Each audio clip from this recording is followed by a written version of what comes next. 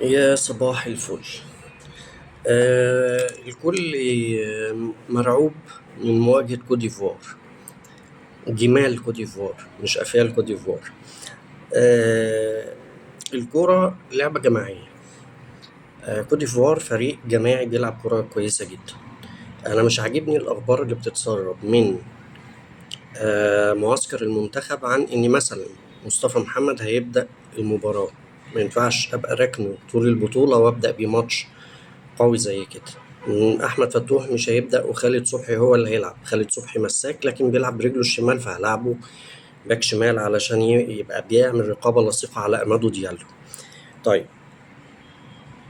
فريق كوت ديفوار بيلعب سر قوته رباعي وسط الملعب، اتنين رقم 8 فرانك كيسي وإيناو، وقدامهم يان ديوماندي على الناحية الشمال وأمادو ديالو على الناحية اليمين. طبعا لازم محمد صلاح في ماتش زي ده يبقى هو راس الحرب، على الأقل يحجز يعني خط ظهر كوت ديفوار إلى حد ما ورا. لازم زيزو يبقى ناحية اليمين، مرموش ناحية الشمال، علشان يرجعوا يساعدوا مع هاني وفتوح. أنا مش موافق طبعا على خالد صلاح.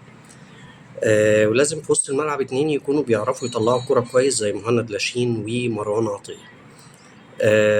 احنا كده كده بنقفل قلب الملعب، فاحنا كده حلينا قصة فرانك كيسي وإنام.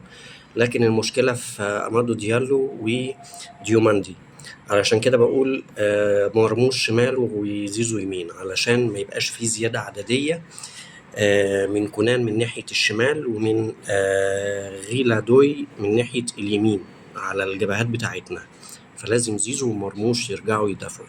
كابتن حسام، أي تخريف في التشكيل هتدفع ثمنه غالي جدا، والتعديل هيبقى صعب جدا.